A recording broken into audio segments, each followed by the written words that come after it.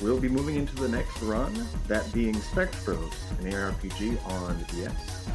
It'll be run by Sniperwave, in addition to Silver, not really Silver, it's not exactly sure how to say that. Silver as the commentator. And yeah, there we go.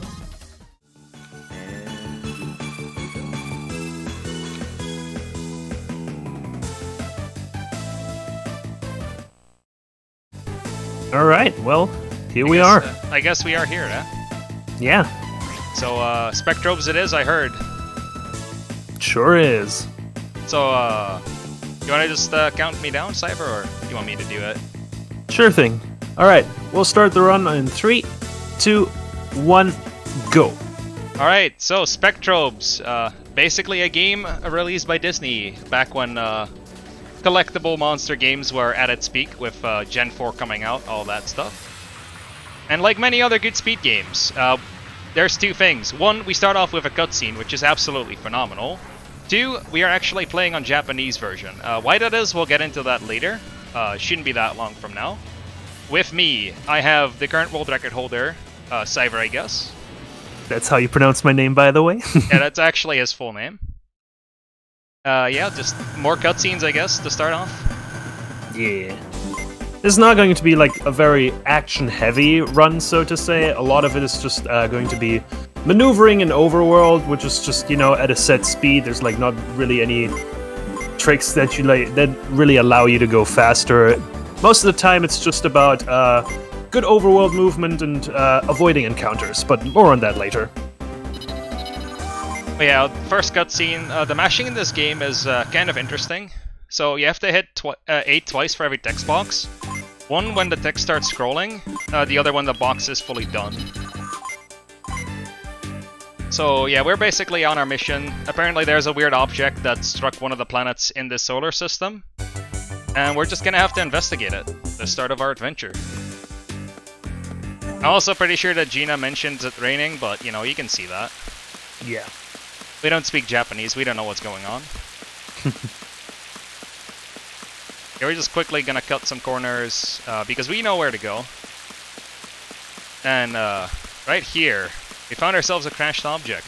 And with that we find a small green crystal we can interact with. It apparently just fits him like a glove. So we basically report back like, hey, there's a thing that crashed, there's a dude stuck in the pod. And yeah, now what? Well, the thing with now what is that we get our introductory fight, which is actually the hardest fight in the game to do optimally, so I'll have Cyber explain how it goes. Funnily enough, this one's actually pretty hard to pull off because we're gonna have to land specific hits and line them up so that we can hit them. We can hit all 3 of them with our special attacks, which deal more damage. Yeah, we missed out. That's kind of unfortunate. We should still manage with this. That's still alright. It's just, yeah. Yeah, once you mess up the initial setup, it's actually really hard to recover. Yeah, either it works really well or it's just an absolute mess, and unfortunately we are more on the absolute mess side. If everything goes perfectly, you just knock the leftmost enemy once with your leftmost Spectrobe, which is Spiken. Then you'd set up for a triple hit on the right Spectrobe, Zozane, and they would just end up lining up for another hit where you can hit all 3 with Spiken again, and that would be the end of the fight. So yeah, apparently the dude in the pond was still awake. He's also an old man by now, has a beard and all. He also has one of the coolest themes in the entire game. So I'm just gonna let everyone enjoy that.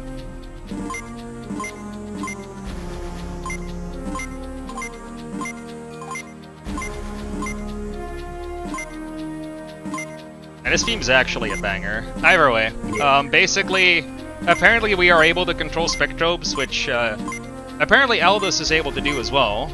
And yeah, with that, our monster collecting adventure starts. And with collecting, we mean that we're actually not going to collect anything. More on that later. Yeah.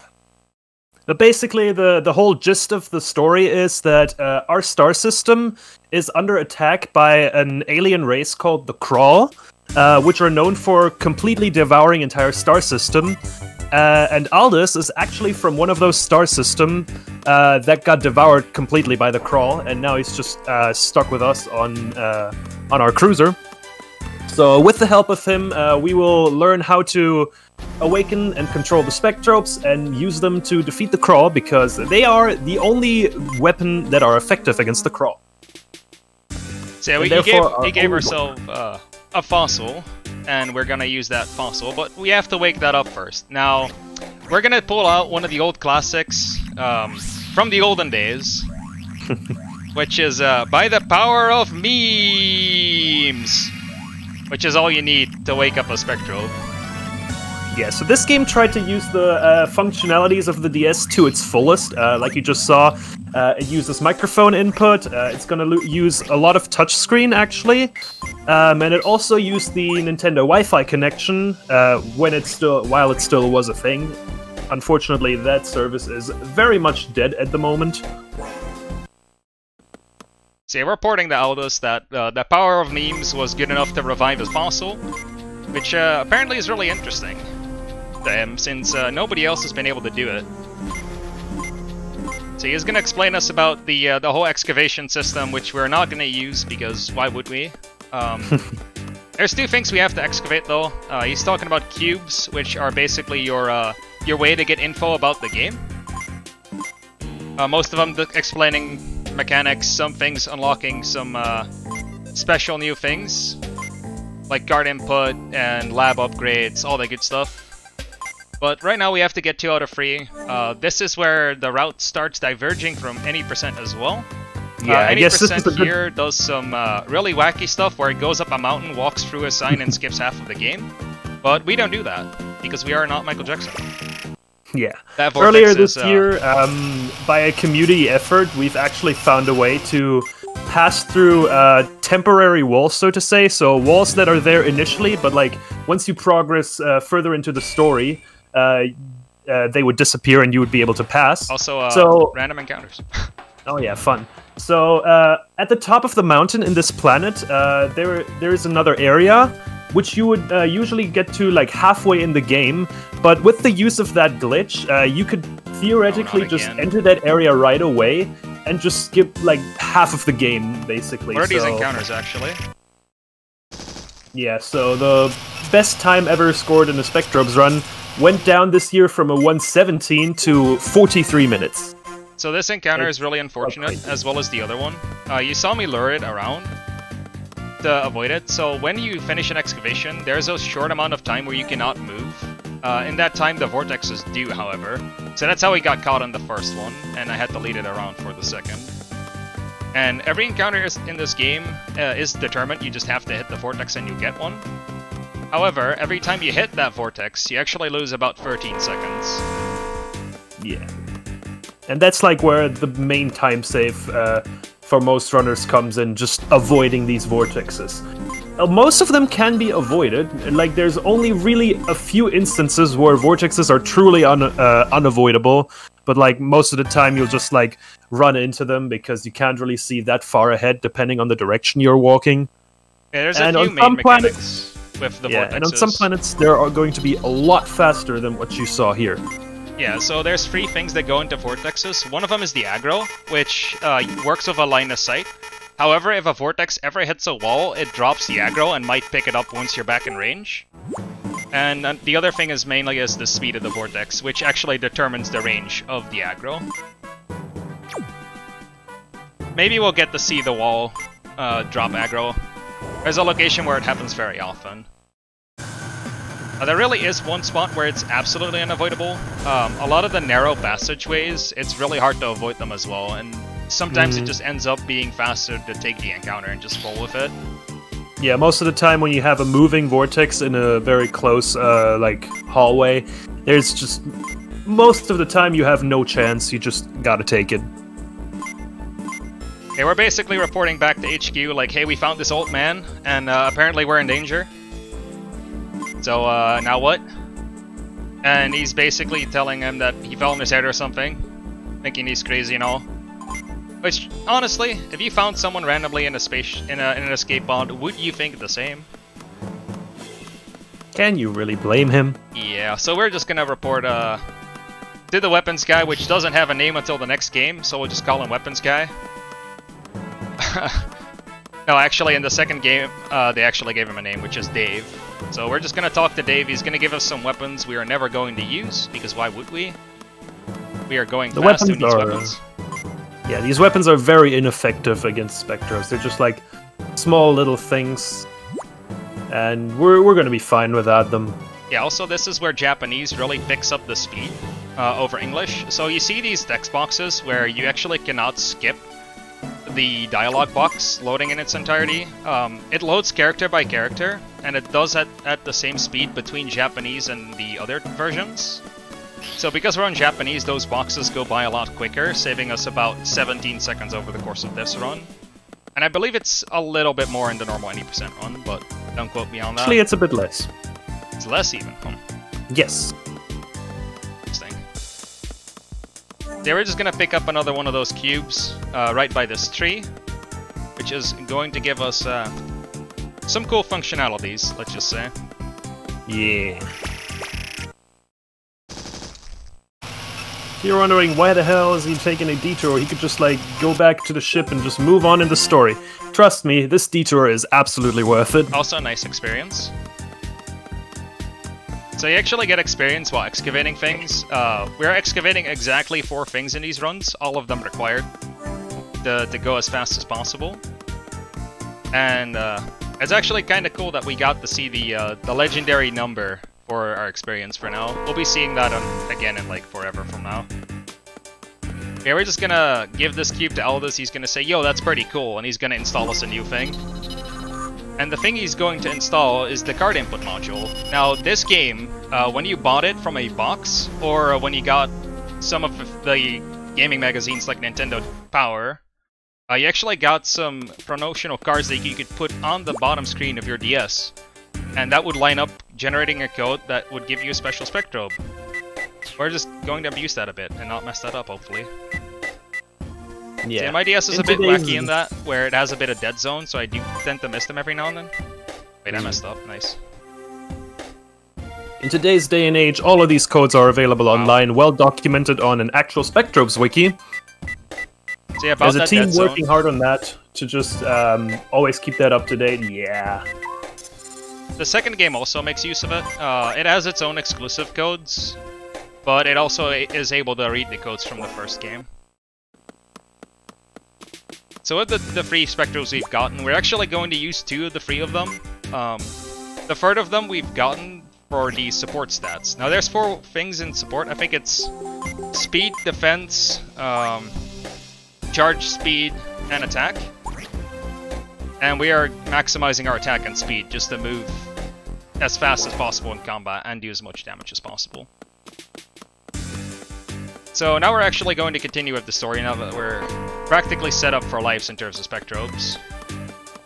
Yeah, that's basically the gist of it. We're not like bothering with the whole main mechanic. We're just you know, excavating minerals, feeding Spectrobes to make them stronger. We just basically get very strong Spectrobes right from the get-go, and we're just gonna steamroll all the mandatory fights from here on out. So the Spectrobes we chose actually have changed as well pretty recently.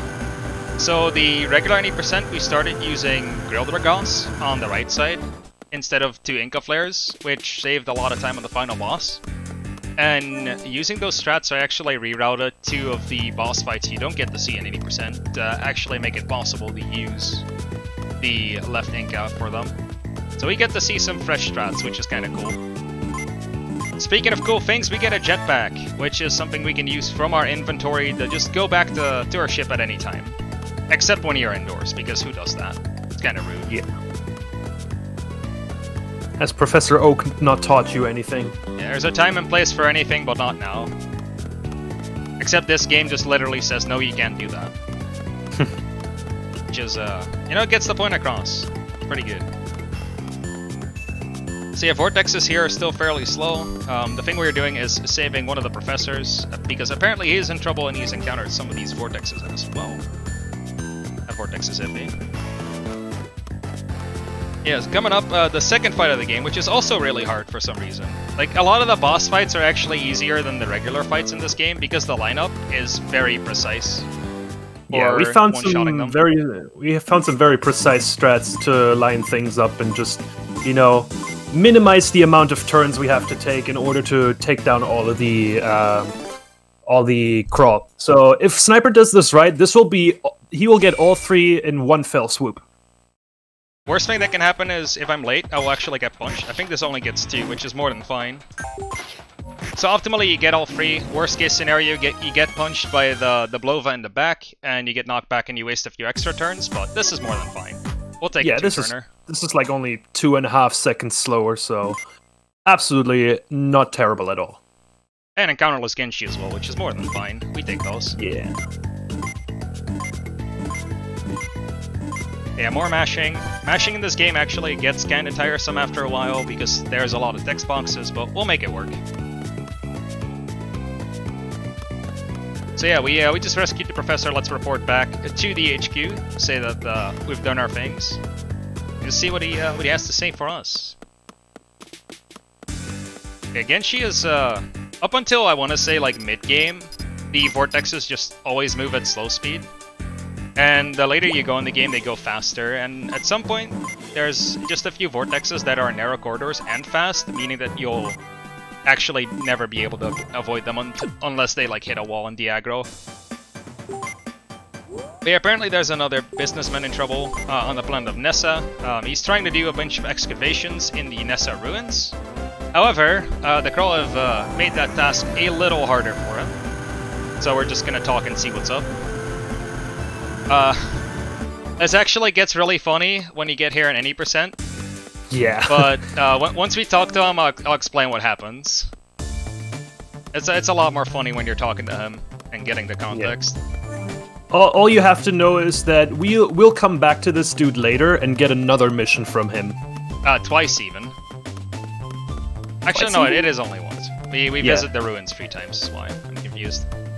Yeah, but you get 2 missions from the same person. Yeah, exactly. Which is kind of hilarious. His arc is pretty good. So, this guy is trying to find a buried treasure deep within the ruins. Now, if this were any percent, we would talk to him afterwards, and he would give us the item we are looking for. Yeah, so basically the idea is he's looking for a treasure called the Blue Keystone. And one in Japanese. Hello? Yeah. Sorry, my bad. So he would retrieve. So we would retrieve that for him from the ruins, and we'll just be like, here, have it. And later in the game, we kind of realize we really need that keystone again. So we'll ask him like, hey, can you give us the keystone back? And he's like, sure, but I want something in return.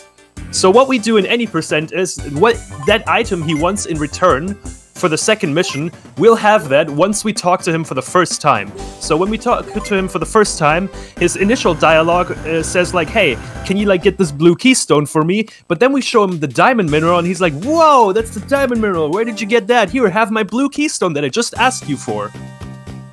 Yeah, we like to meme around and say that it's a counterfeit.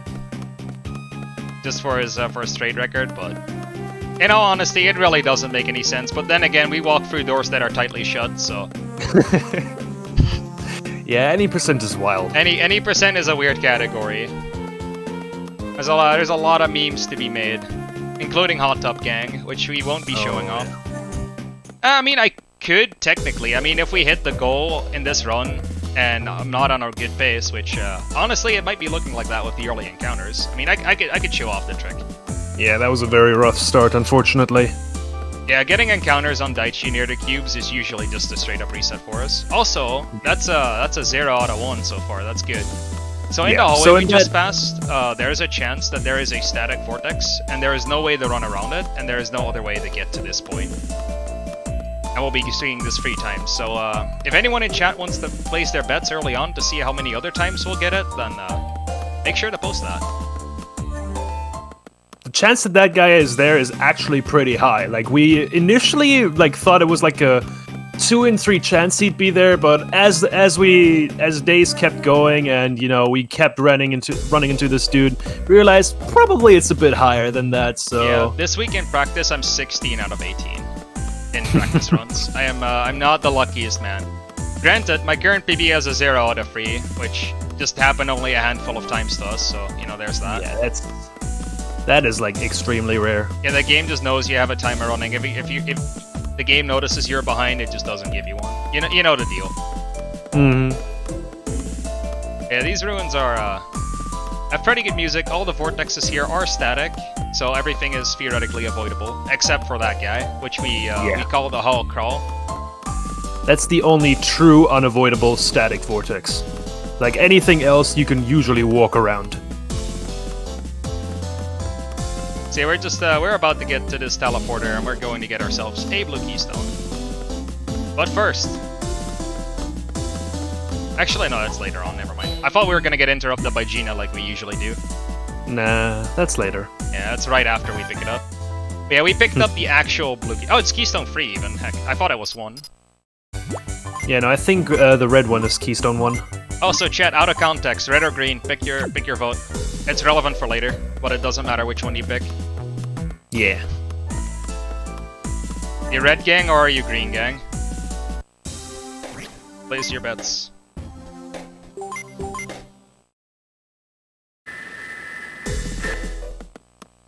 So technically we're still inside the ruins, but for some weird reason the game actually allows us to use the jetpack here.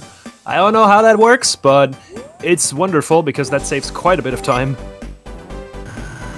Alright, chat's saying green gang. We'll be doing green gang once we get there. It's going to be in like 15 to 20 minutes from now. Okay, we're just gonna give Cyrus the blue keystone here, and he's gonna give us a rare cube in return. Spoilers, we are not going to use that cube, but in casual play, it's one of the best cubes in the game. It actually allows you to get evolved form Spectrobes. So there are 3 forms. The one following us is the child Spectrobe. The only thing you can do is really search. They're not able to fight. The adult form Spectrobes, which I think you just get by feeding them minerals and reaching a certain level, are actually able to fight. We started off with 2 of them in the very first fight of the game.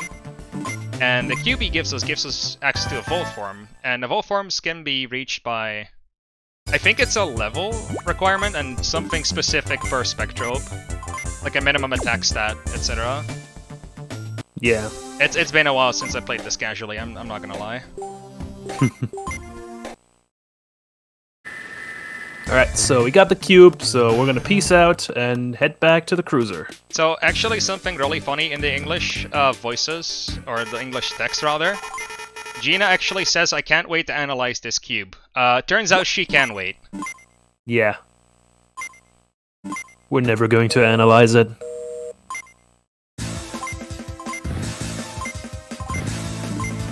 And apparently the HQ is in trouble, so yeah. Time to head there. Looks like Crawl have decided to target the HQ, so... To the rescue it is. Yo, time to go to the hallways of always, dude. I call them the hallways of always because there is always an encounter. Oh yeah, the headquarter halls, they are a fun place. So there's a single place where you just pray that there isn't an encounter and the rest is pretty much dodgeable. Let's see what we get on the praying half of it. That will be a very, common occurrence in this run. Most of the time we're just praying that vortexes aren't there and not making our lives hard. I mean, you can also just get a hallway like this where you just get to walk through everything. That's fine. Yeah. If this guy doesn't go to the door, I'm also really happy, which luckily it didn't, so we're good. It might not look like that, but this hall can be absolutely littered with vortexes. So yeah, once you hit a loading zone, or a certain trigger zone, I guess, the game just puts you on this spot and the boss fight will start.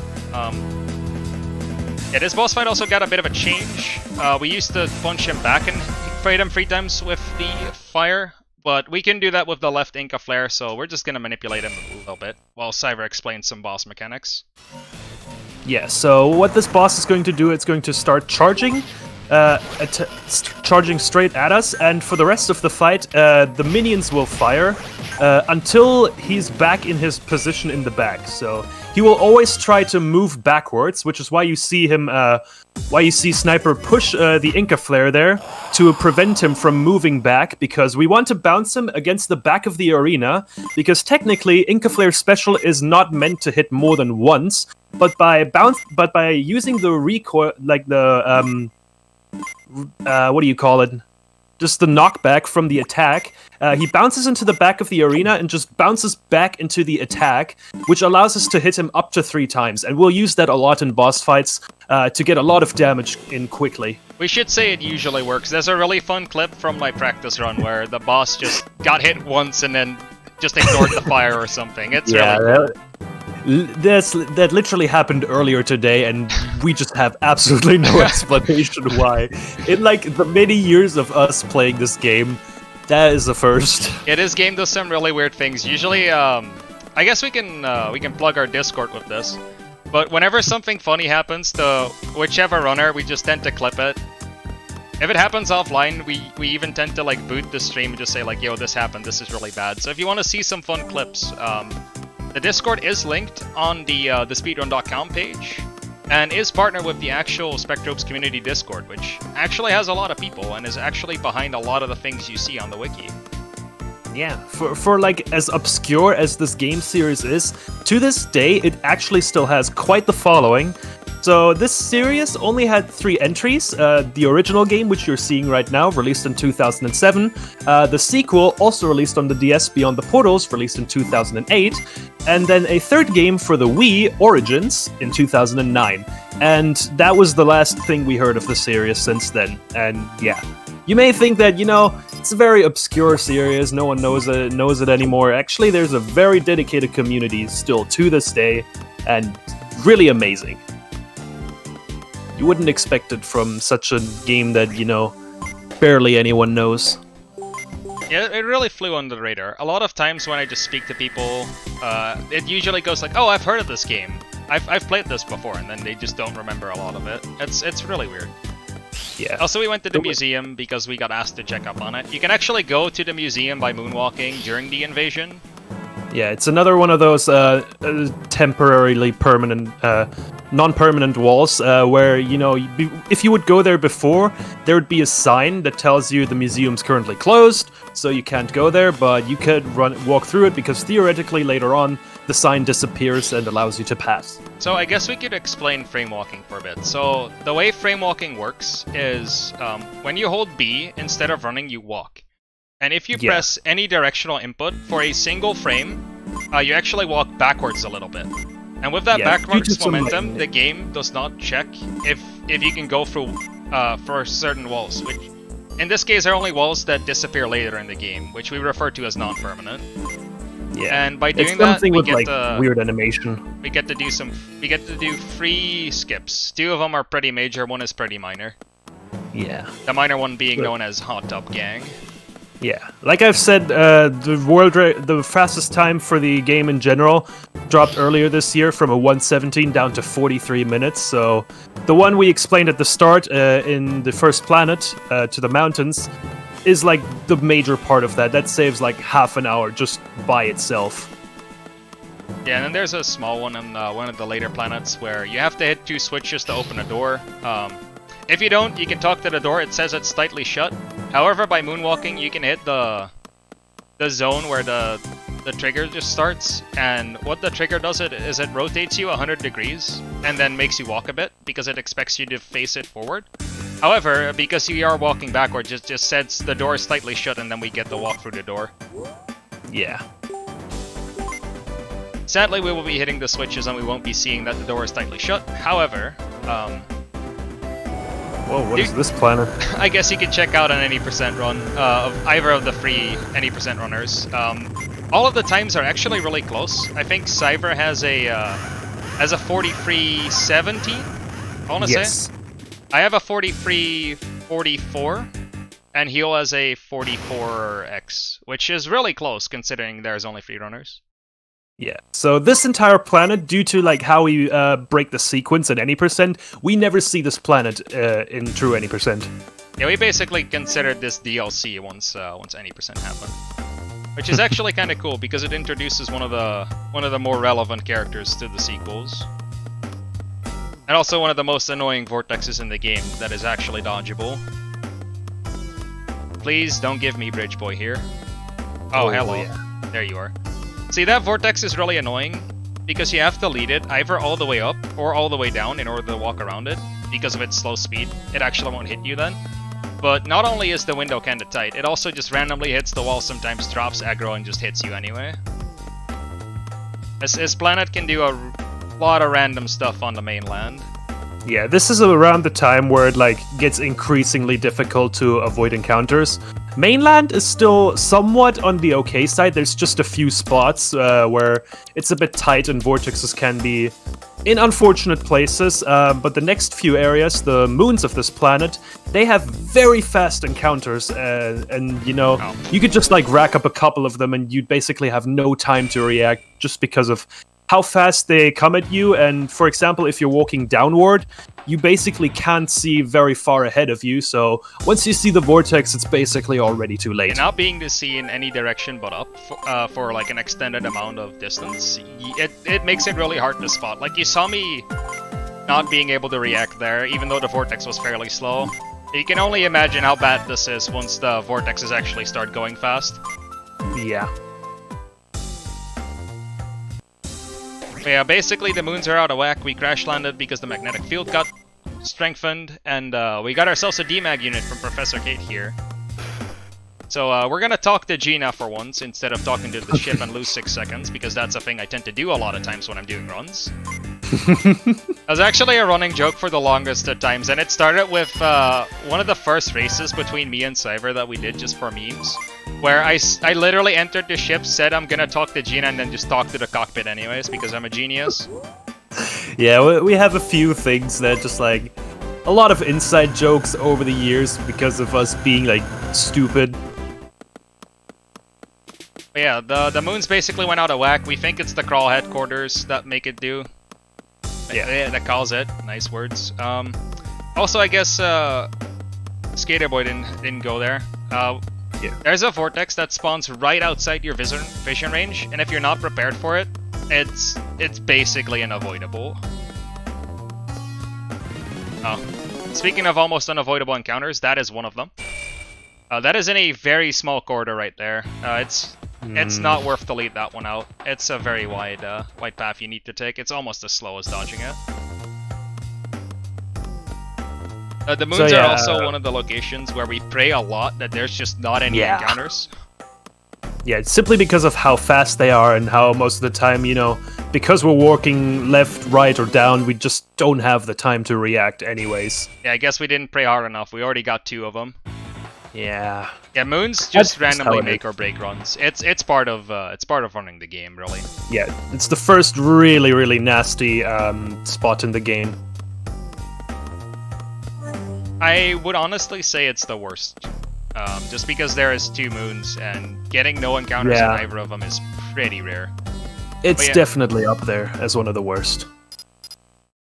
But yeah, right now we're just like tasked with like exploring the moons. We could go to either moon, but it doesn't matter in which order we do them. Either way, we will have to explore both moons, because when we reach the end of the first moon, it's just like, oh, there's nothing here. Same if we would start with the blue moon. And then on the second moon, we will get our next boss fight. So yeah, we basically have to wait here for the area to show up, sadly, so that's always going to take a while. Which is why we do Rep Moon first. But yeah, this boss also got a major reroute, and oh boy! Oh yeah, this boss has like a huge story behind it. Actually, it's seen many reroutes over the years. I think it's 8 or 9. Sounds about right. It used to be absolutely horrible, where you used to reset cycles by charging the bar to full, and just kill him that way. Like, you could recharge all the bars, hit him once, recharge the bars, do that 5 times, and the boss dies. That was the first strat. Oh, that's I can't pray well enough. I didn't expect the second vortex there. Yeah, this is also one of the spot we pray. Yeah. Right there, you can see a triangular rock. There's one going right below there, and there might be one right behind here as well. Oh, nice one. This is just more of showing just how bad moons can get, really. It's pretty rare they get less than 2 encounters on both moons combined, but it happens. Yeah, most annoying boss in the game time. This is the boss went from being tedious to somewhat doable to then being relatively easy to now being like pretty tricky actually. Yeah, I want to say it's not too hard, but saying that I'm gonna jinx myself. So you know what? This boss is definitely difficult. So by charging with that Grill Dragos there, we can actually charge up an attack, and I think this is gonna free hit. Perfect. All right. That Nice. strat is so incredibly tricky. Like, don't get yourself fooled on that one.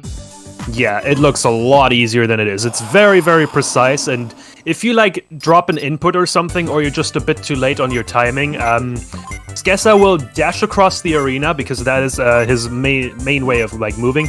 Skessa is very different in terms of like how he and his minions traverse the arena. Like usually you just have like you and your 2 Spectrobes like facing the 3 crawl in the back, but they just like rotate around the arena and like in certain spots they stop and then just like dash around or like do a spinning attack. So if he would have like done that just a bit later, he would not have been able to get that attack in because Skessa would have hit him. Yeah, also the position of the Inca Flare really matters there. Yeah.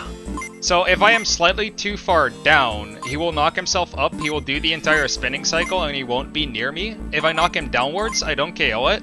However, it will stop at the same place. So I tend to like try to overshoot it a little bit. But, you know, we got it perfectly, it's super fine.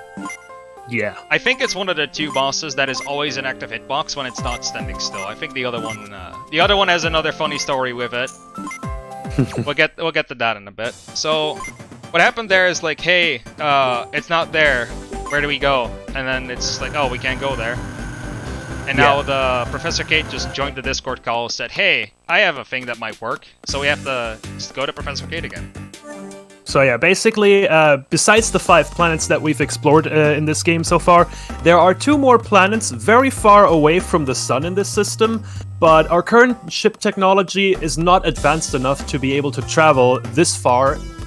So yeah, we're just kind of stuck here, and we're very much sure that the Crawl decided to call one of those planets in the very far reaches of our system their home. So now we're just kind of stuck. We know where they are, but we can't reach them.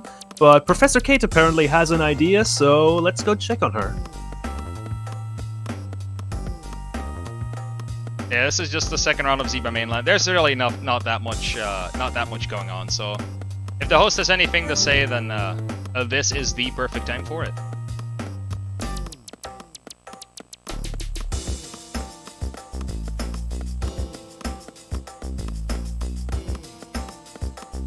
Oh, I guess we can also continue talking, that works. Yeah. Alright, so we just reached Compressor Arcade. This time without encounters, luckily. Zeba's a horrible place sometimes. It's alright. We can live.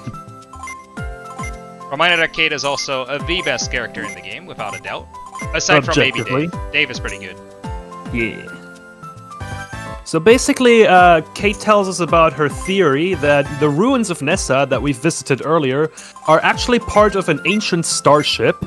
And the keystones spread around the star system are actually the key to unlocking the the powers of the starship and like basically bringing it back to life and making it usable. So the first keystone is in Kate's possession, and she gives that one to us. And she also gives us a letter to the curator of the museum in Cullen, who has the second keystone. Alright, call me out on if I mess up his name, but I think it's Professor Webster, right? It's not a professor, but yeah, it's Mr. Webster. Yeah, alright. I have played this game so long on Japanese, I honestly forgot, man. Understandable. It just saves too much time. How can I not? Yeah, we've seen the Keystone early. We have actually told the museum curator, like, hey, we've seen something like this before in the Nissa ruins. He's like, no, you can't. There's only 3 of them. You can't have seen that. That's illegal. And now we're just gonna claim it because we need it. That's how it goes.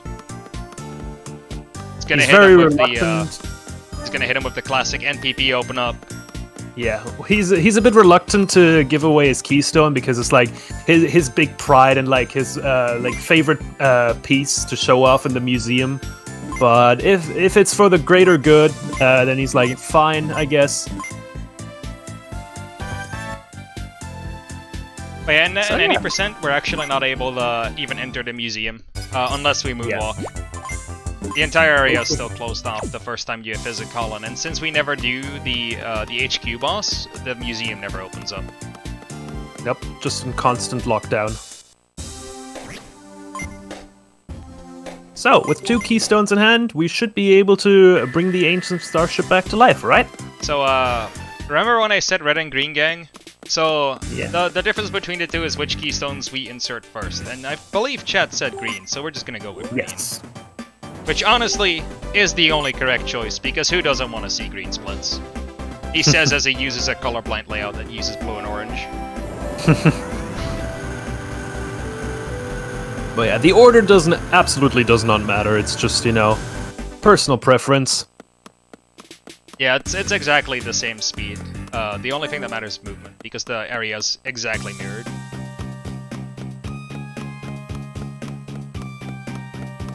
So yeah, back to the ruins. Let's see. I haven't seen any bets in chat, but I believe Heel said that it would be no, no, yes. So he can still be on the right track in terms of getting ruined or not. Most of this area is just downtime. A lot of the mid-game is the largest side of downtime. It's basically just backtracking, going everywhere, inserting the keystones, all that good stuff. Yeah. So I'm really happy that any percent just skips this, but I'm also really not happy with any percent kind of ruining your hands. Yeah, I actually like had to come up with a different like way of like doing this, because you have to repeatedly do 1-frame inputs on the D-pad, which is kind of difficult. So what I do is I pick up my touch pen and use the back of it to quickly slide across the D-pad to get very fast inputs in pretty quickly and also pretty consistently. I guess I should add to that. A lot nicer on my hands. Yeah, whenever you do a 2-frame long input, you actually lose progress of a single 1-frame input. So you have to be extremely consistent to be able to do that. Granted, if you find a way to make it work, then it's really easy from that point. Okay, there you are. I was waiting for that one to show up. Yeah, that outside one can be a bit of a dingus. He can just show up out of nowhere and just ruin your day. Yeah, a lot of this game, as said before, is just about dodging the enemies and knowing the boss strats. It's a fairly relaxed run if you know what you're doing. It's a very easy run to pick up, and it's a very rough game to master because of the way the encounters work and the dodging. It gets really rough in late game. We believe the limit right now is about a 115. That includes just getting encounterless almost anywhere for this category. And we believe that any percent can go down to a 42, probably mid to low. But that's excessively unlikely with how consistent you need to be with moonwalks and how rough the late game is in terms of encounters. Yeah, we'll get there one day, I believe. Yeah, especially the final planet can just like throw you like 4 to 5 encounters and it's just over. Like you get so far into the run, and you know it would just get there to die a painful death. That's just how it goes. Yeah, the same goes for any category, really. It can get to you once you start grinding, but I'd say anything under a 125, like when you start getting the Deathless runs in, that's when a lot of the good feelings start flowing in with this game. Oh yeah. Speaking of, there is a guide with outdated strats still. I am planning to update them in the near future, which is probably when I get my own 117. I'll just add all the new strats, I'll add all the new setups, and you'll be able to pick up the run. However, I think with old strats with the double Inca, you can very easily still get a good time. Oh, absolutely. Like the new Gril Dragos strats are just like minor time saves here and there. It's just making some fights a bit more, a bit trickier, but also in turn a bit faster. You can definitely still get very good times. The current world record is still with double Inca. Yeah. I believe it saves about 20 seconds overall. Sounds about right. If you use the left Inca strats everywhere, you can still save like 5 of those. So yeah, we entered the keystone, we realized we forgot the blue one, so we're just gonna talk to our guy Cyrus instead of just inserting the blue keystone and taking off. And that's where this second mission that we've mentioned earlier comes in. So we're going to be talking to Cyrus again, and you know, he's a treasure hunter, so obviously the treasure that he's like just obtained, he wants to hold on to that, and he's just like, what do you mean? You like want to save the universe or something? Like, what are you? Yeah, I don't buy that, man. That's a lot of money that I'm giving up for that. Exactly. So he really wants to hold on to that, and he at least agrees, but he wants a trade. So what he wants in return is a diamond mineral, which is very rare and valuable, and can only be found in one place, which is the very top of Tabletop Mountains in Daichi.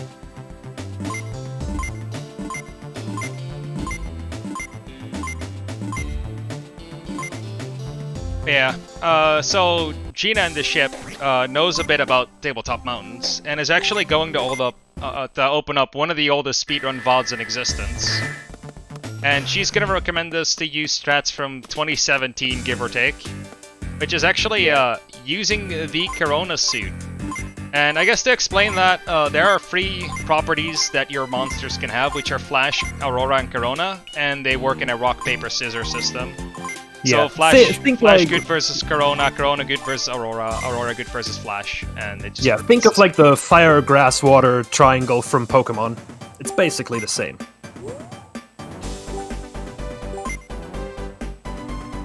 So yeah, what makes Tabletop Mountain so special is that place is flooded with Aurora falling from the sky, and basically hurting anything that does not have the Corona property. And what you would have to do in a casual playthrough is you'd have to purchase a special armor imbued with Corona property, which will allow you to safely pass through the mountains. But if you don't wear it, it's like not a big deal. You can still go there, but your HP will be reduced to 1. And as it also turns out, there is a really awful boss on top of Tabletop Mountains. It's probably the worst thing in this entire game. Oh man, I remember that. I don't like that fight at all, man. Yeah. I'm not looking forward to it, let's just say that. Once we get there, we'll explain, but it's very self-explanatory. It's a really rough boss. I really hate doing it in a run. Like it's always the worst thing that has happened. Also, this time, instead of walking through the sign like Michael Jackson, we're actually gonna talk to the sign and say, "Hey, we're heckin' planetary patrol. We don't need to care about this sign. Let's just go in anyway." So yeah, we just go in. This is also one of the there we go. One of the worst spots in the game because a lot of narrow corridors, a lot of his fast encounters. You know what the deal is. Yeah. Especially this first area is rough. Yeah, the guy co-commentating right now somehow has something with him where he just somehow gets this encounterless every now and then, and I just cannot get it for the love of. Okay, I just dodged that. I guess that works. That's a good example of the walls dropping aggro. That thing should have definitely targeted me, but the corner of the route actually stopped him. Yeah, so 50% of the time you have like a smooth one where you get like 0 or maybe 1 encounter, and the other 50% is just, we don't want to talk about that other 50%. It's like 5, really. 6, 7. I think he was seen 8 at some point. It's disgusting. You just reset. Sounds about right. So yeah, the first area is a lot of like tight spaces and, you know, just crawl in unfortunate positions. This outside area, for the most part, is pretty safe, but there can be a certain vortex just like rushing you down. We call him Fast Boy for obvious reasons. I guess. He's very fast. Oh, there he is. He's not okay. He went out of the loading zone. Cool. So I should have given off an epilepsy warning, but every time the screen flashes the full white, that is not a graphical error. That is you taking damage. Yeah, that's basically the indication of, hey, this is bad. Yeah, the same kind of happens here. So the second inside section, pretty chill. All of the vortexes here are static and therefore dodgeable. There are 2 specific vortexes at this climb over here. Oh, they're not there. That's cool. Oh, cool. Yeah, so there can be 2 vortexes, and you could like have enough room to squeeze by them on the inside of the turn, or you could just walk around them on the outside of the turn. Yes. Taking them on the inside is technically a bit faster, but it's also a bit more difficult. Also, yeah, this. This boss doesn't exist unless you're playing any percent. So, shoutouts to Ares of Sparta. So,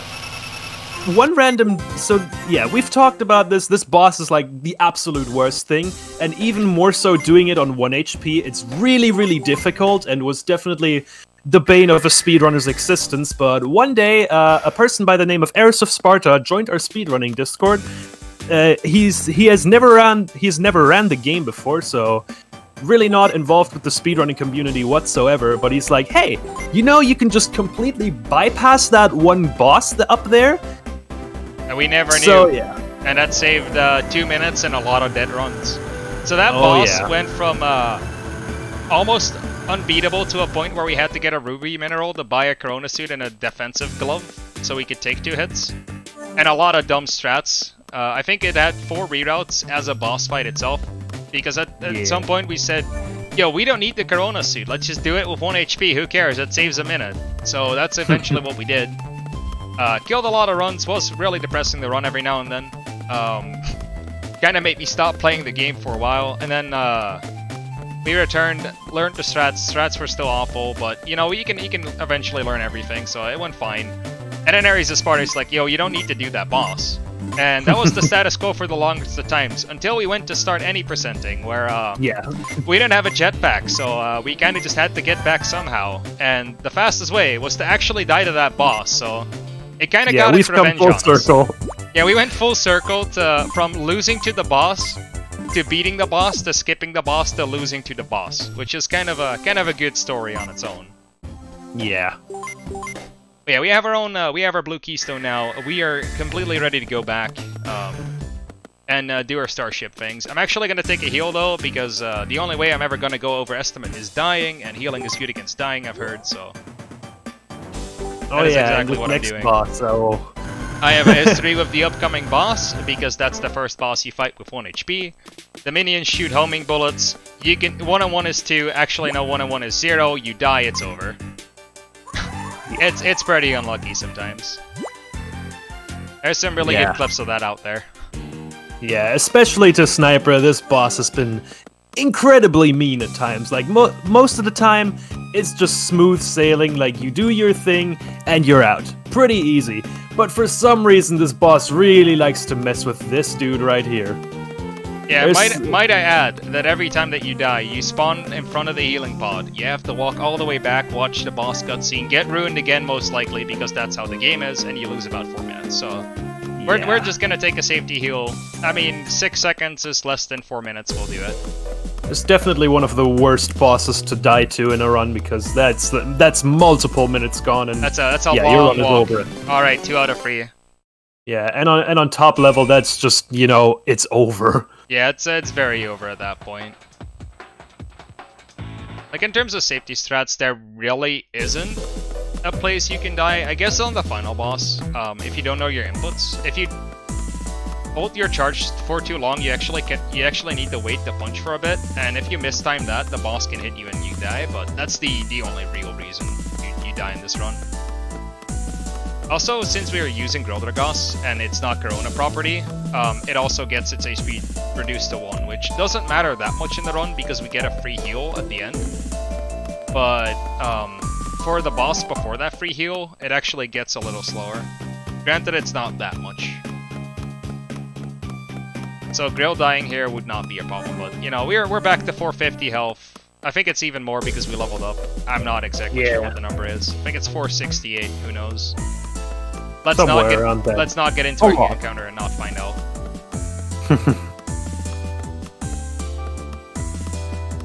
Yeah, this is like the end of the easygoing section. Like the entirety of mid game, which is practically everything we skip, is just the slow part of the game, which is really nice to be able to do 90%. It was a really weird discovery for sure. So the history of that trick was at some point I think Beanie ? Yeah. Beanie Inky. Yeah, he discovered that when you were holding B and you press a directional input for a single frame, that it put you backwards for a bit. And yeah, because he was messing around with like maybe tassing the game. I don't think a lot came out of that, but yeah, this discovery came out of it. Yeah, and what eventually happened is he talked about it in Cyber's chat, and I was like, wait, there's a few other DS games where you can use backwards momentum to clip through things. And I told Beanie, yo, can you try and clip through a few things? And then he didn't have the time, but some dude named Heel, who may or may not be in the chat, kind of just started abusing that and just got through the sign using a TAS. Yeah, the sign in the museum in Colin, and at that point I was like, hold on a second, you can go through signs. You know where else is a sign? Tabletop Mountains. Oh, can no. you try going through that? Oh no! Oh no! Oh no! This boss is doing its thing. I swear to God, I might die here. He's gonna spin. How did I live? Okay, we saved it, I think. Yeah. Okay, we're good. We're good. This hits and kills. So, Right. Yeah, as I was saying, this boss has a track record of messing with this guy. I wasn't even that bad. I just like kind of missed. I knocked him the wrong way. I was unlucky. Oh, we made it work. I have some really interesting fights, including one where I hit him while he's behind me. I double hit and I get the third fire in, and it's all good. Nothing happened. But yeah, coming back on the whole like history of moonwalking, I was like, you know, could we just like walk through this door? Not through the door, through the sign, and yeah, that's where the game just broke in half. So yeah, it took 4 runners of this game, or well, 3 at the time and a tasser, to figure out that this game could be broken in half. And ever since then, the category has been split. Mostly because we kind of like the old any percent, and it's nice to have a trick that isn't like very hard to pull off. So it's like the more casual of the 2 runs. Granted, with the new strats, it's still pretty impressive if you can pull off everything perfectly. Yeah, anything I'm under personally 120 a big fan of the, is a really solid run. Yeah, I really like the new any percent. It like cuts out, like you said, a lot of the just backtracking parts and just like where not a lot is basically happening. It's just like has some weird glitch to show off and it's just completely breaks the sequence. It's a fun watch and it's like pretty manageable like length with like 43 minutes. So I really like the new any percent. Yeah, new any percent. If you just start running this game and you want to learn that, I think once you start going deathless, you'll get runs around 50 minutes, and that's anything under an hour you should be really proud of. Honestly, it's pretty rough to do moonwalks pretty well. Yeah. It just takes a while to find a setup, but once you know how to do it, you're actually able to. I see if this run doesn't have any chance to PB, I'm actually just gonna go show off the moonwalk. Yeah, okay, this is not gonna happen. All right, we're gonna be showing off the moonwalk. Let's go. You can do a bunch of cool stuff with that, but you know, it'll be later on. It will be at the second to last section of the game.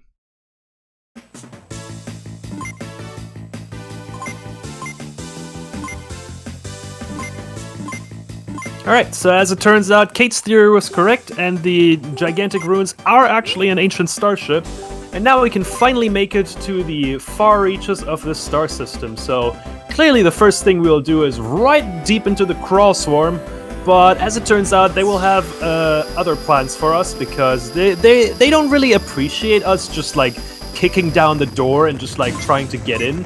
So yeah. They kind of formed an impenetrable barrier around the planet, which doesn't really allow us to pass, or otherwise it would just like rip our ship to pieces. So we kind of just turn back and just emergency land on the other planet nearby, Himuro. It's technically a moon, but you know, same thing, really. Yeah, I guess you could call it that. It's just a floating ice ball in space. We don't know what it is or why it is, but you know, while we're here, we might as well explore. And this puts us to the absolute single worst area in the game. And that's another reason why any percent is better. So there used to be a time where getting 6 to 8 encounters was considered a good Himuro. That by now is reduced to under 4. I think both you and I have had one single encounterless run, and most of that still had slow dodges, which still lose around 6 to 7 instead of 13. So yeah, this is the single worst planet in the game when it comes to encounters. Speaking of... starting early, I see. Yeah, Himuro just sometimes does this. There's a lot of small corridors. The vortexes can either be in those corridors or right outside and just mess you up. Oh yeah, that's another cool mechanic right there, is respawning. So, if you can't see this on the layout, but in between the two screens there's a little bit of a black bar. Now, that's still part of the map. However, in that exact black bar, a vortex can still spawn after you clear a fight. So if it's exactly in that black bar, it will spawn right on top of you. If it's really fast, it can still get you. If it's in the way, then you're just really unlucky, and that just happens every now and then. Yeah. It's really annoying because you sometimes just lose 30 seconds out of nowhere, but you'll learn to live with it eventually. Yeah, so not only is this a pretty long section, I believe like we spent like 5 to 6 minutes moving around on Himuro. It also has a lot of tight spots, and vortexes are pretty fast most of the time. Oh. So we can get caught off guard at a lot of spots, which can just stack up encounters very, very quickly. I expected that one to be there. I didn't expect it to be that far up. I'm surprised I dodged that. Yeah, every now and then, like, vortexes just, like, move into such weird spots where you wouldn't expect them anymore. And, yeah, then that's where they catch you off guard. So yeah, one encounter on the left side so far. Left side is the shorter side. It's also the easier side. So yeah, near the portal, right side is you saw the vortex. So when we left the before we entered this area, I should say, there was a vortex. Now that can spawn on that little bridge beforehand. That one's actually dodgeable because on the left side the vortexes are ever so slightly slower. However, on the right side, everything just turns into an absolute, yeah, just a disaster, really. Yeah. Oh, hello there. This one's kind of the same as Bridge Boy. You lure him to either the top or the bottom, and you walk around. This one's actually fairly tricky to dodge because of the slope.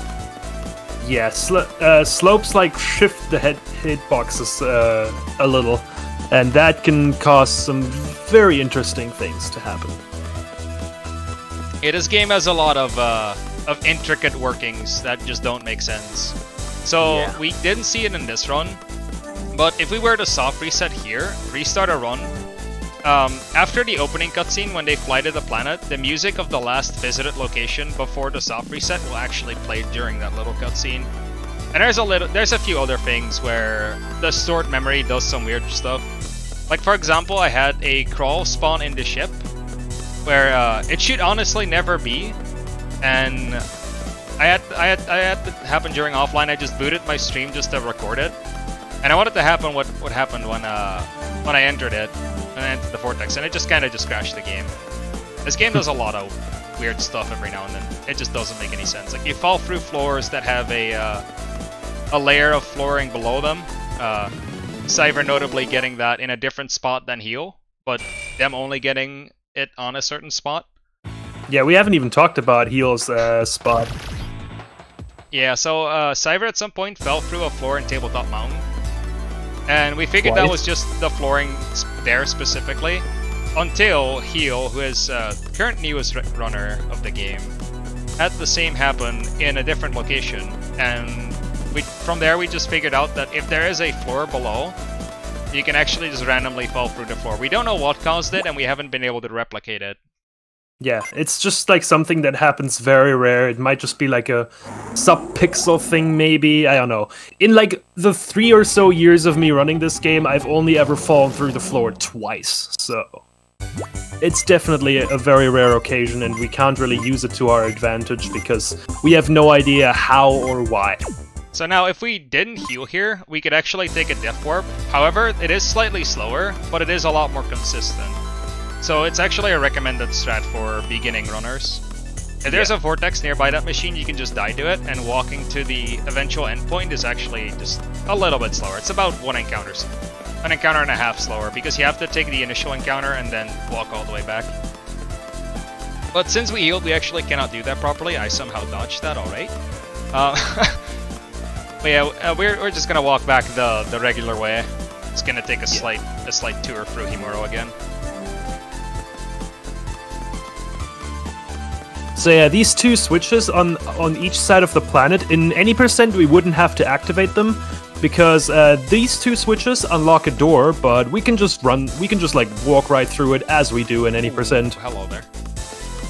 Speaking of vortexes in unexpected places, that one. Yeah. Whenever that one spawns, it's dodges usually on the left side of the crystal, and it's either far away from you or it's in the way and you can walk around it. However, it can just sometimes be behind the crystal and spook you. So yeah, there's the door. It's no longer tightly shut. We can just walk past. And we'll just continue. That was actually a fairly solid humor. That was like, what, 2 encounters? That was pretty good. Was that one or two? Or... I think it was 2. I think it was 2, yeah. That was a really solid one. Late game Andy at work, dude. Yeah. So whenever we did a race, it always ended up with Cyver being goal ahead in the early game and me barely catching up in the late game. It usually ended up with Cyver winning by a few seconds. Some good racing history from that one. Or me just world recording. Yeah, I have like a good history times. of. Yeah, I have a good history of getting world record in races. Alright, so as we figured out while we were exploring this whole planet, that this planet isn't like a natural planet, it's like a machine, basically. And we can control its orbit with this panel right here. Oh. And what we're gonna do with this, we're gonna bundle the sunlight, because this is a big ice crystal. It's practically a prism. Yeah, and we're gonna bundle that sunlight and fire it directly on Tomato, and as it turns out, Crawl don't really like sunlight, which is why they specifically chose this planet so far away from the sun as their main base of operations. We don't like ever figure out what this planet is, like who made it, because it's clearly man-made, but yeah, it's never really explained why. Yeah, we also find a relic crystal on top of this this machinery now that we've changed the rays of the sun into the shadowy shield of Mado. That was a mouthful. All right. Yeah, that relic shield. We don't know what to do with it, but maybe Aldous does. So we're just gonna ask him what it is. I mean, it kind of looks like a cube. Maybe he knows something about it. I actually don't get to see it in the menu, but it is kind of a red cube. Yeah. Hello, jetpack. All right. And as Aldous will tell us, this is far better than just like any regular cube we could possibly find. So this relic crystal actually contains information about something called the ultimate form Spectrobe, which is not like your average everyday Spectrobe that you could like excavate from a fossil. It's an ancient power which is sealed within a crystal, and this one specifically points us to the lava flows of Genshi. I believe it was the Geo was hidden beneath the Red River or something like that. Yeah, something like hidden beneath the Red River in the innermost planet, which points to Genshi, which is the jungle planet that we visited earlier. But we're gonna see a different area of it now. And in here, I'll actually be showing off the moonwalk for a bit because I don't think there's any chance I'd be here. So. Yeah, as Heel said, it is at the bottom of the hot tub.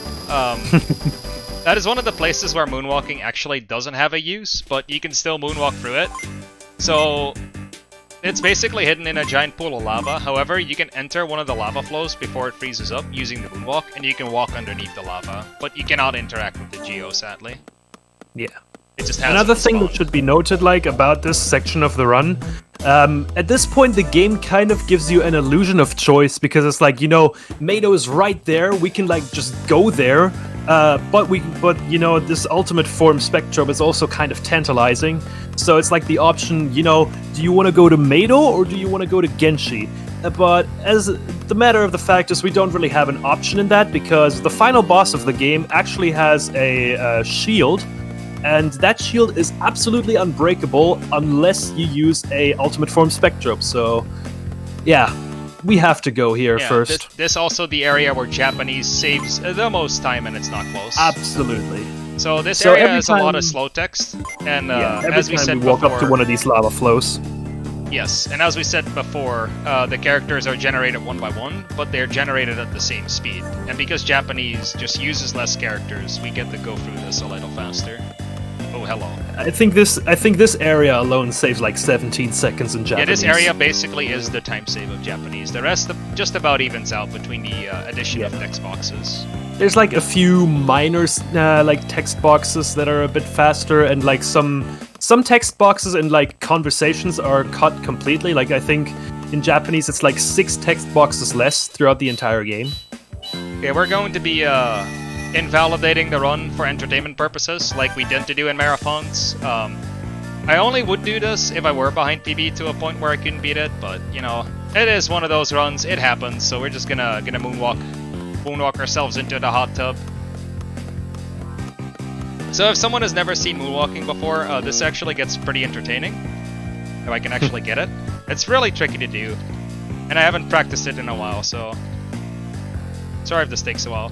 So you can see me moving backwards fairly slowly, and you can just walk on top of lava here. It's pretty interesting. You can search around, you can make some noise with the child Spectrobe going brrr, and you know, that's the gist of moonwalking basically. So yeah, after we've invalidated the run, let's actually just pick up the Geo and have ourselves a good ending to the run. Yeah. So yeah, just a bit of fun there. Since this is technically also a non-permanent wall because we can freeze up lava flows and therefore just walk in the dried out pools of lava, this technically falls under the same category.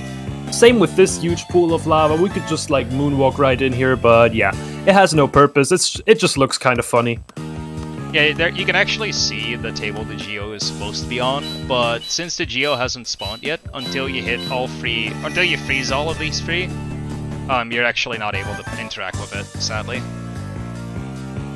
Also, another thing to mention, there's one spot, like in the middle of this area, where it's actually a bit faster in any percent to just walk through a pool of lava. That's what we refer to as the hot tub gang.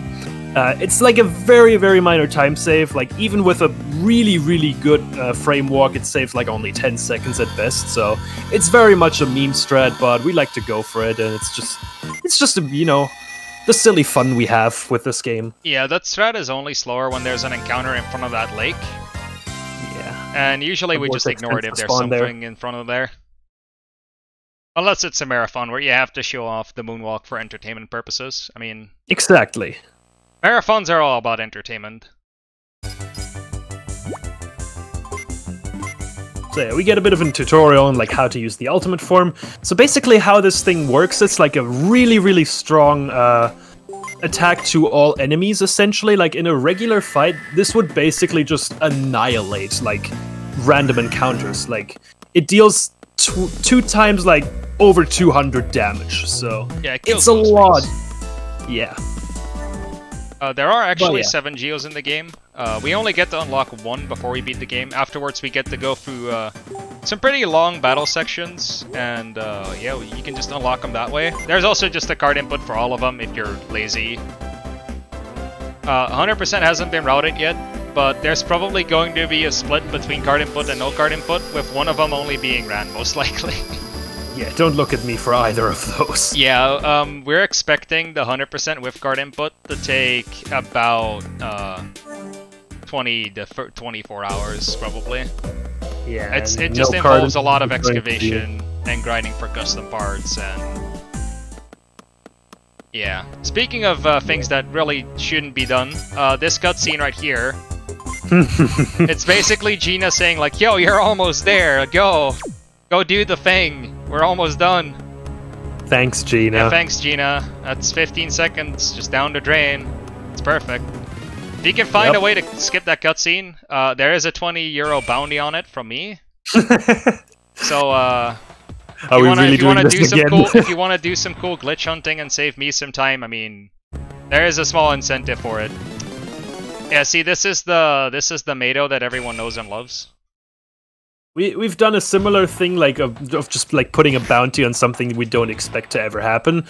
For example, we like, because you know Cyrus like takes our blue keystone and then wants the diamond mineral, which is like the main reason we go on Tabletop Mountains in the first place. We were just like, you know what?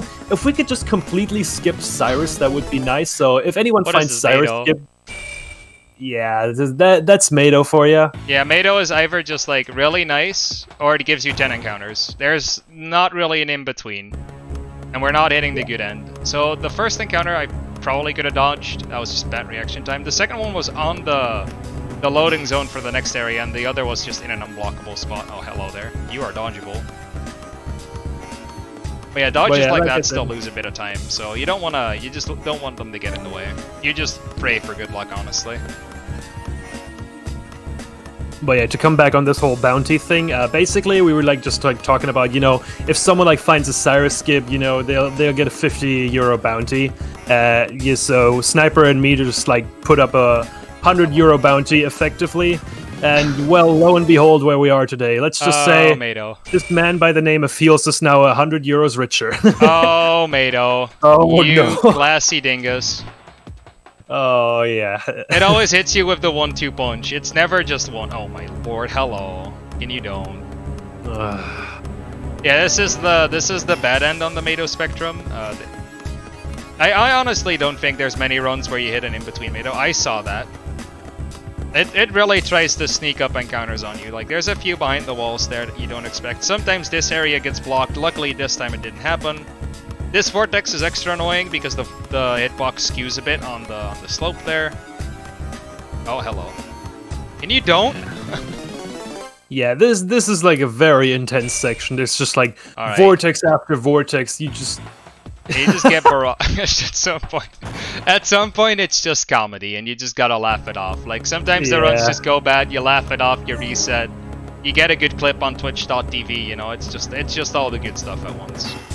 Welcome to Spectrobes, everyone. And then there's runs where you just mega focus on Mado, get a 5-minute flat run, and everyone's go just like, well, what the heck? Yeah. Oh, why are you here? What is this?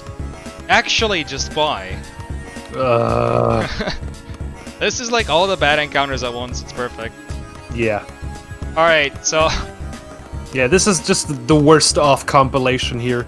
Yeah, this is basically Mado the worst off unless we get the one thing that nobody ever wants to see, which is probably going to happen as I walk up on this bridge and there's an encounter there. Oh, there isn't. Alright, cool. Oh. That's one of the quote-unquote undodgeables, where it just blocks the bridge and it's faster to take the encounter than just make it walk all the way back and go around. All the vortexes there move slow, but narrow passageways are narrow passageways, and it's just all sorts of bad. So yeah, we're nearing the final boss of the game. We're just mega chillin'.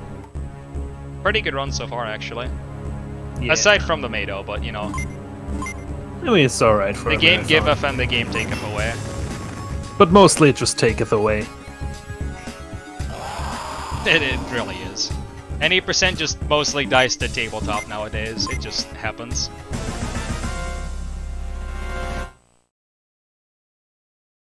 But yeah, this is a torso. This is probably the least annoying of the three, but messing up practically just kills your run regardless.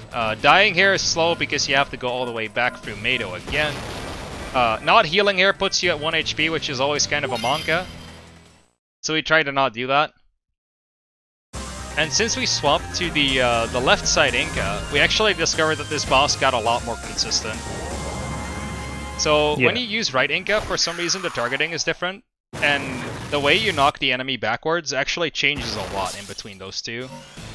Where it knocks the Inca sideways a bit more than regularly.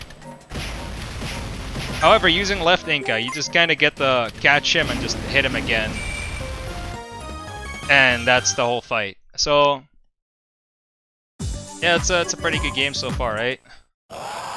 So he just falls over, but the game isn't over. So we walk forward, and this is the last part where you are at 1 HP. This mushroom-looking thing actually heals you to full, and actually heals all your Spectrobes to full, even though they may have died. And we basically discover that the Zellies is a spawning pool of sorts for the crawl. Yeah. Because this healing does not affect just us, it can also heal the crawl, as it turns out.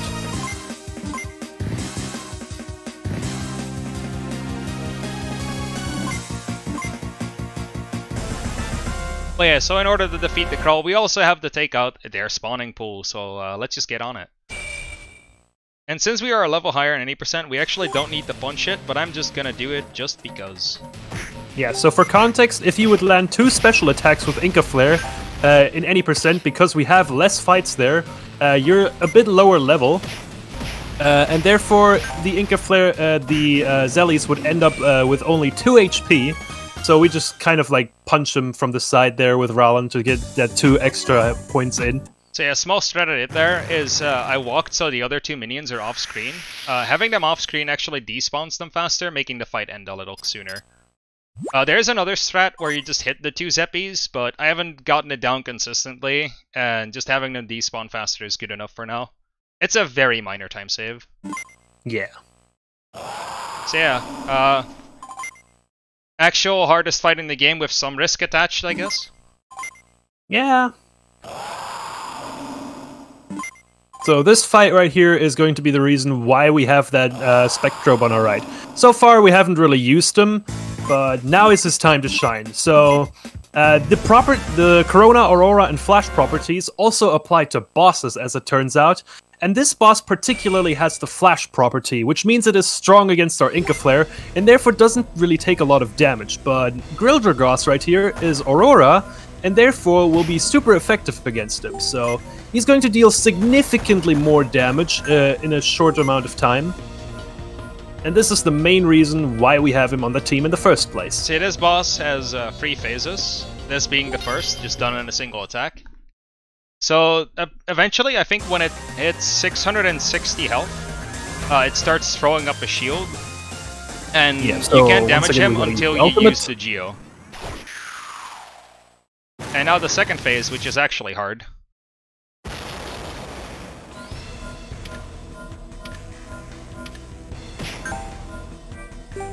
This should work, I think. Oh, we barely didn't do it. Alright. Yeah. So yeah, we did see the first phase there. The second phase basically still makes him attack. Third phase actually makes him start healing, and he won't heal until he's above a certain threshold, and you interrupt them. So yeah. Time coming up in about 50 seconds from now. But to explain the boss a bit further, the basic thing we were trying to do was get 4 hits with Grill. We didn't. We used Inca Flare special instead, and it died. So yeah, after this little cutscene, you will see the screen fade to white completely. When the top screen hits the first white frame, that's when time is.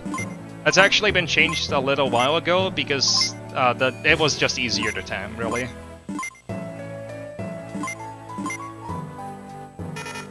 And like the start of the game, we forgot to report what we were doing because Gina is really good at her job. And we get the call Grant, we say, hey, we saved the galaxy, we're amazing. And... time. Alright, 120 Andy is back, let's go. Hey. That was a good run. That was pretty solid. Yeah, it was good. So, quick shoutouts to Cyver for actually being here until just about 2 AM, which it is now.